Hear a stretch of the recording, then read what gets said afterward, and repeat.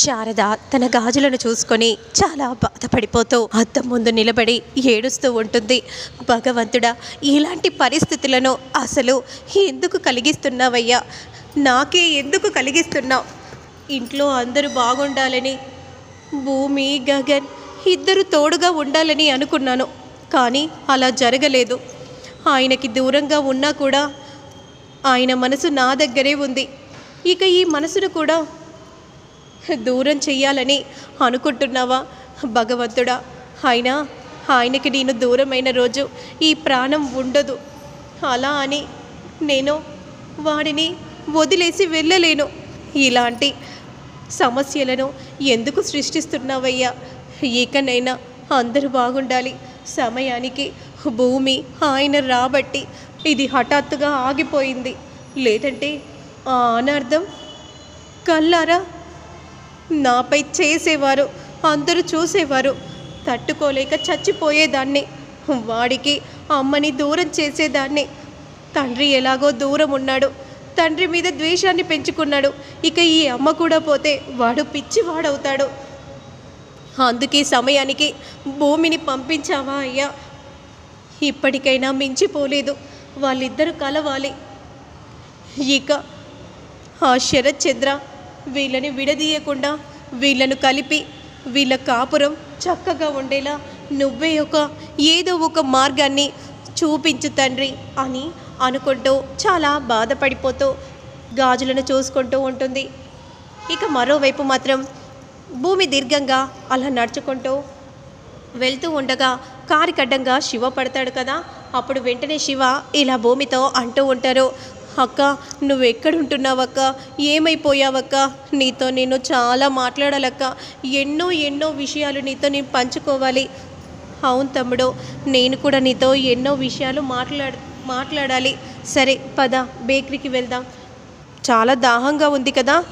ఎందుకక్క అక్కడికి వెళ్దామని అంటున్నావు? ఇంటికి రాకూడదా? నన్ను ఆ ఇంట్లో రానివ్వరా?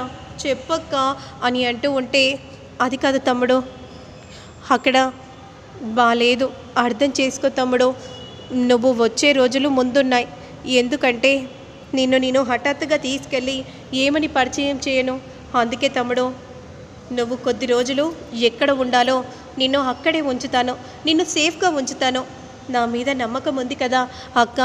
నువ్వు చెట్టు కింద ఉండమని చెప్పినా సరే నేను అక్కడి నుండి కదలకుండా నీ కోసం అక్కడే కాపలాగా ఉంటానక్క. శివ, నువ్వెలాంటి వాడివో నాకు బాగా తెలుసు. కానీ నేను ఎక్కడ పెట్టాలో అర్థం కావట్లేదు. నువ్వు ఆయన దగ్గరే ఉండాలి. ఆయనెవరక్క?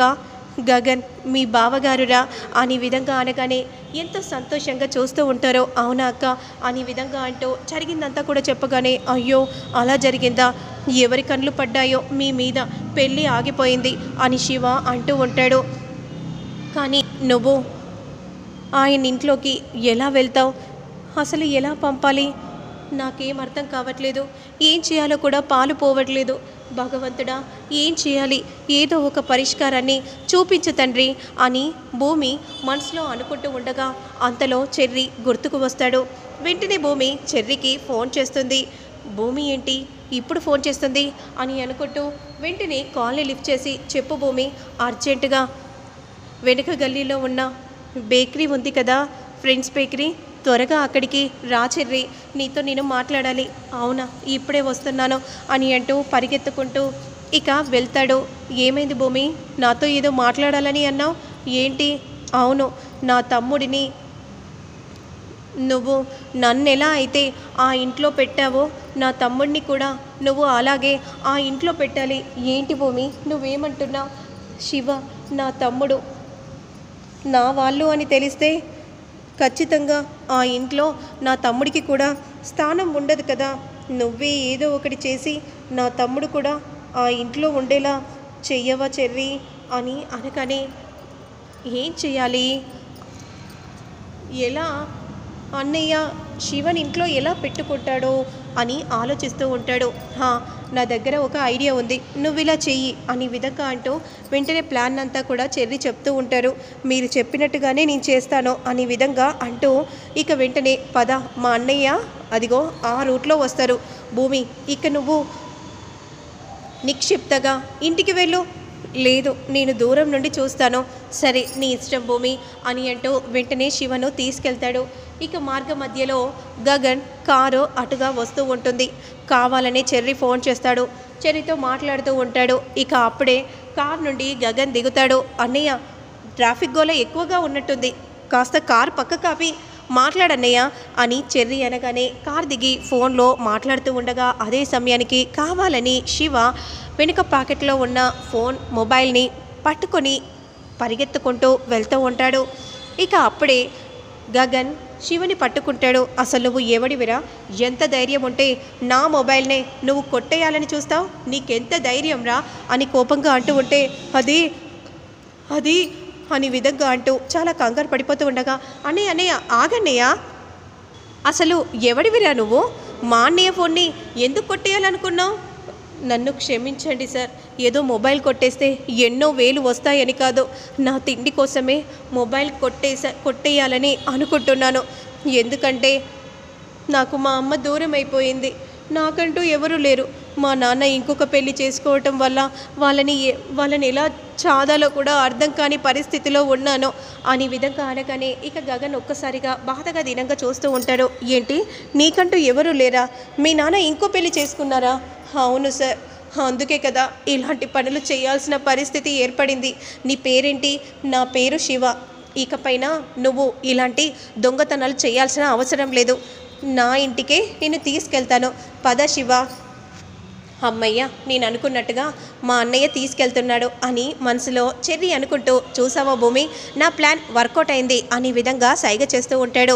ఇక భూమి కూడా చాలా సంతోషపడిపోతూ చూస్తూ ఉంటుంది. ఇక వెంటనే అక్కడి నుండి వెళ్ళిపోగానే ఇక ఇంటికి రాగానే చెర్రీని చూసి, ఏంటి భూమి ఫోన్ కాల్ చేయగానే హఠాత్తుగా పరిగెత్తుకుంటూ వెళ్ళావు అని నక్షత్ర అడుగుతూ ఉంటే, అంటే ఏం చెప్పింది? ఇంకా దాని మీద ప్రేమ పోలేదా? అసలు నువ్వు ఏం మాట్లాడుతున్నావు? దాని మీద ప్రేమ ఉంటే నీ మెడలో తాళి కట్టే అన్నే కాదు. నువ్వు అలా మా మధ్య అలాంటివి పెట్టకు.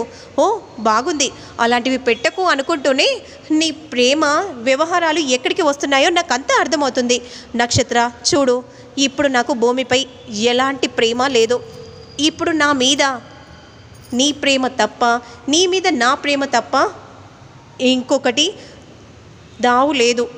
నువ్వు నమ్ము, అంతే తప్ప ఇలాంటి పెడార్థాలు తీయకు.